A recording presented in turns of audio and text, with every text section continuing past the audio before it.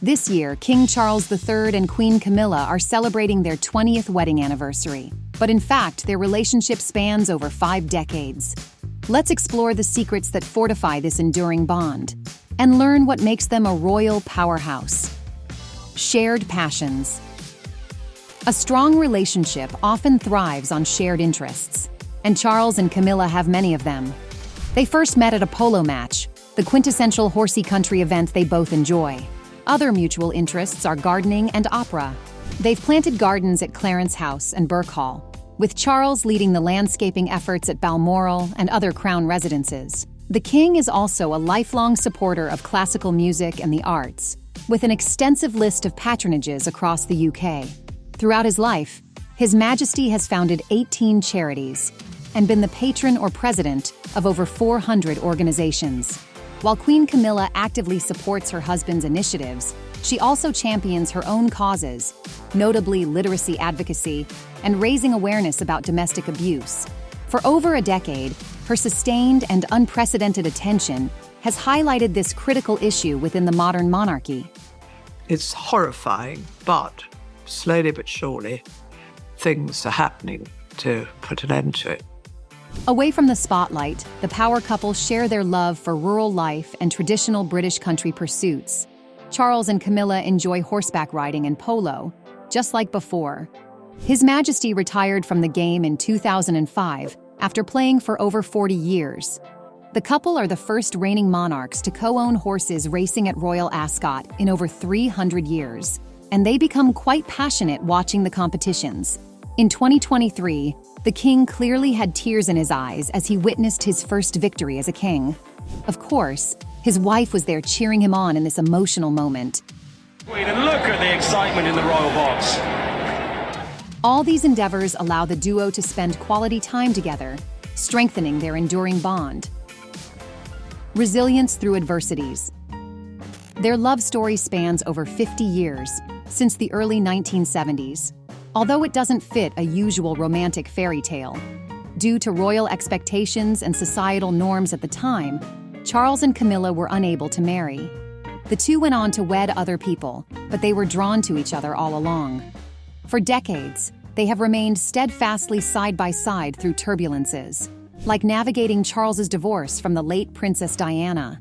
At one point, it threatened the entire future of the monarchy. Well, there were 3 of us in this marriage, so it was a bit crowded. The public's view of the royal romance became even more unfavorable after Diana's untimely demise. And overcoming this negative perception of their relationship was probably the most arduous trial. Camilla later revealed in a rare interview how she coped with the scrutiny, saying she needed to find a way to live with it. Nobody likes to be looked at all the time and, criticized. But I think in the end, I sort of rise above it and get on with it. You've got to get on with life. Charles and Camilla's bond has stood the test against all odds. The future king even persuaded his monarch mother to grant her permission for their marriage. Charles and Camilla wed on April the 9th, 2005, 35 years after they first met. Balanced personalities. King Charles is quite an introverted person and is not the biggest fan of public speaking, whereas Camilla does love talking and interacting with members of the public. She helps lighten her husband's mood, making these events more dynamic and natural. The monarch is also known for his mood swings. However, many have noticed that in the presence of Camilla, he becomes more composed. Body language experts notice that Charles feels confident and reliant on his wife, as the two can be totally honest in the way they care for each other. Camilla's sister, Annabelle Elliott, also highlighted this dynamic. They are their yin and yang, really. They really are polar opposites, but it works brilliantly. And the royal biographer Christopher Wilson even wrote about it in his book, A Greater Love. Her presence reassures him. Despite all the trappings of majesty, it's cold and lonely at the top, and it's easy to see the comfort she provides him. At the same time, while the royal couple are great together, they are also fine apart. Before getting married, the two agreed that Camilla would keep her Wiltshire house. For Queen Consort, it meant having a place where she could escape royal life if she needed to. There, she can also spend quality time with her family, including 5 grandchildren. And the fact that Charles and Camilla don't live in each other's pockets is one more reason their marriage works. So is the next important thing: sharing a good laugh.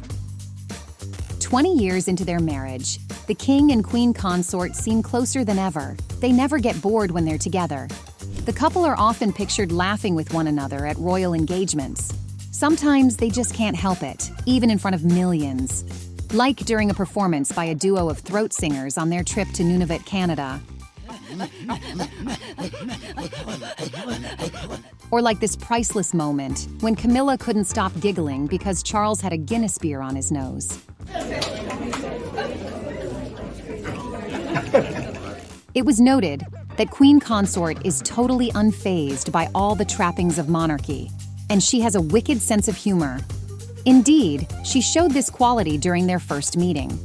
The legend goes that Camilla started a conversation with a joke about an affair which her ancestor had with King Edward VII. "My great-grandmother was the mistress of your great-great-grandfather. I feel we have something in common." Life proved that there was more to that frivolous suggestion than she might have intended, but the ease and joy between her and Charles remains intact. So she knows when to be serious, and she knows when to wink at a bishop, but when not to, which I think is a rather endearing quality. Since their marriage, the 76-year-old sovereign has appeared more content and relaxed. Insiders attribute it to the fact that his wife provides him stability and emotional security, which is crucial for someone in his position. But the Queen Consort is more than just a supportive spouse. She is the king's true partner. Effective teamwork. Back in the 70s, the late Queen Elizabeth II wasn't thrilled about the idea of Camilla marrying her son. However, with time, she softened to the then Duchess of Cornwall. In 2016, she included Camilla in the Privy Council, a group of the Queen's most senior advisors. That was an acknowledgement that her heir and his wife formed an exceptionally good team. Their efforts in performing public duties proved their effectiveness as a senior royal couple, and not long before her death, Her late Majesty granted Camilla the ultimate sign of approval.